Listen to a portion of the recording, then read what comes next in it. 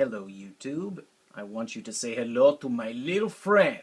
This is not Luigi, obviously. This is my stuffed manatee, and he's celebrating the year of Luigi with my Luigi hat, which I got at the Nintendo Experience back this last weekend on Saturday in Brandon, Florida. So if any of you guys happen to be watching this, and you were there as well, maybe you saw me. But anyway, so yeah. But that is not what this video is about. I'll talk about the Nintendo Experience later. But I wanted to talk about one of my favorite consoles, period. And to a lot of people, this is also their personal favorite, maybe one they grew up with. Although it's in a much different form factor, it's the original version of it, which was released in Japan only in this style. That, of course, I'm talking about, as you can possibly read in the red print, the Family Computer, or the very first Nintendo, true Nintendo console. They had a couple like multi-game in one kind of deal, kind of looked like a controller, doohickey, what have you. But simply, I think it was called Color 6 or something. They had a couple little, attempts beforehand. But they were all built in, I believe, and some of them were in the form of a controller which could connect to the television. It was very, very simple. It was kind of like along Pong simple. But this is their first console, obviously. And it released in Japan several years before we got the chance to have the glory that was this. So, yeah. This is the older brother of the NES, even though they're basically twins on the inside. So yeah, this is the Famicom, and this is the box. If you will pardon me. Wait a second, that was weird! I'm sorry, that was a completely unnatural one. And I apologize to the manatee. But anyway, here we go. So this is the box. And as you can see, they use very similar controllers to the NES. There are obviously a couple of differences. One of them being, obviously, it is hardwired to the system. Or I say semi-hardwired to the system. I'll explain that later. And obviously, the second controller, you notice there's quite a bit of a difference here because there's a start and select button on the first one, whereas it's not there on the second one, which was kind of dumb to me anyway. But they had to make room at the time for the microphone, which was only on the second controller. And that's what you see up here is this volume slider. It was used for a couple karaoke games, if you can imagine that, amongst many other things. It was also used for the Pols voice item in the original Legend of Zelda, which never really carried over to the American version because obviously we didn't have the microphone. But anyway, as you look at the picture of the system itself, before I open it, you'll notice that the system actually has a strong resemblance to the Super Nintendo. It was an influence for it. Very different, very much smaller than the system that we ended up getting. Frankly, I love the color, I love the design, I think it's sexy, it looks fantastic.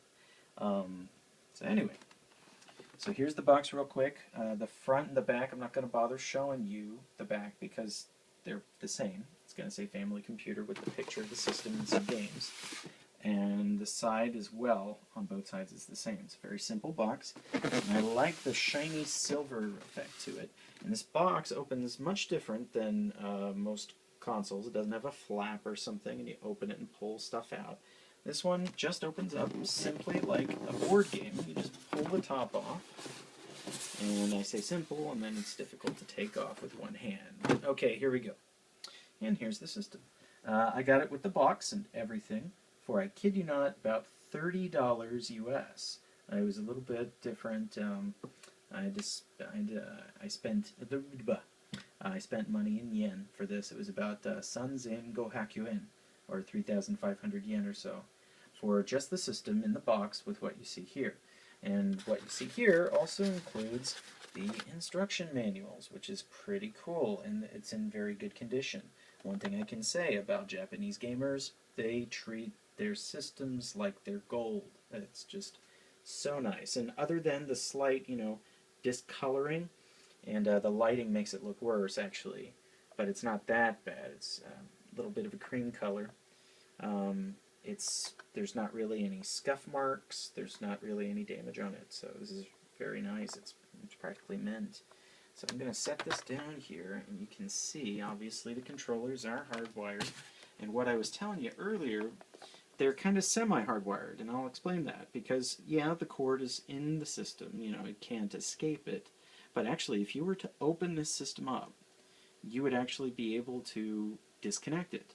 They put the controller ports on the inside of the system. How dumb is that? But anyway, it made it simpler, though, because, like the Intellivision and Intellivision 2, well, no, Intellivision 2 had it so that you could disconnect it. I digress. But, like ColecoVision, I believe, or I know the Intellivision most definitely. There were some systems in America or what have you that had hardwired controllers.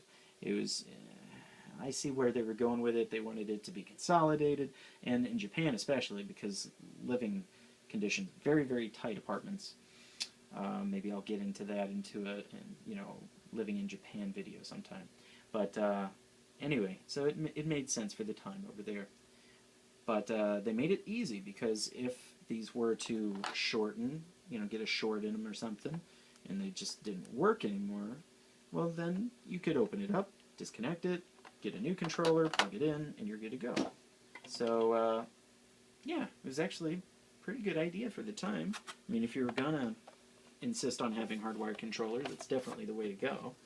So, yeah, there's an ejector tool. Very different from the Super Nintendo, although Super Nintendo did take that idea. It's just a little lever that you push forward, and it just, so I'll open that there. You can see the inside. And when you move this, see the two prongs on the top, on the sides, not the top. Those will be lifted up, and it just pries it off. It's not as reliable as, the Super Nintendo's version. And the Super Famicom version was the best one of them all, actually. It actually had like a button here, and you just pushed it, and it was just like a lever, and it was very good. I like that. But the cool thing is that it does have a flap on it, so it does cover the connectors, so it stays dust-free. And this is the power switch, and they just have some color to show you that it's on, and the reset button. So you're thinking, Brandon, hey, what the heck is up with these hardwired controllers? Didn't the NES have like a racing pad, like a couple of peripherals? How do you connect those? Boom! Right there in the front. Well, it's probably not earth-shattering to many, but to those that aren't in the know, Nintendo did think about that. So they created a port here in the front that you could connect all those other things to. And when you're not using it, you can just tuck that right back in. So yeah, overall, very well-designed system. It's very nice. Controllers still work and everything. They have like a nice little niche to put the controllers in, and they feel very comfortable to hold.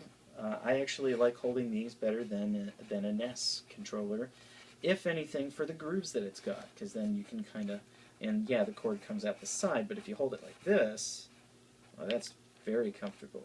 I love playing with these controllers as opposed to the NES one. So yeah, and then there's the box. There's the instruction manual. It's in there real nice and good. I don't want to damage it, but it's got all the instructions. Obviously, it's in Japanese. And there's that. And this is very, very weird, very ancient RF switch. It's the old style. You can kind of see where they were going with that. But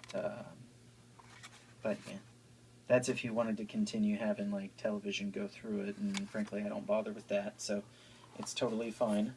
I had to kind of jerry-rig this thing so that it would be able to just connect to the back of my cable connection on the back of the television. But it works fine, and the AC adapter uses the similar wattage, so it's all gravy. If you ever import one of these babies, you don't have to worry about the power source, as long as there's one actually included with big thing. So I'm going to take that and put it back off to the side there. And yeah, there's one of my favorite systems overall.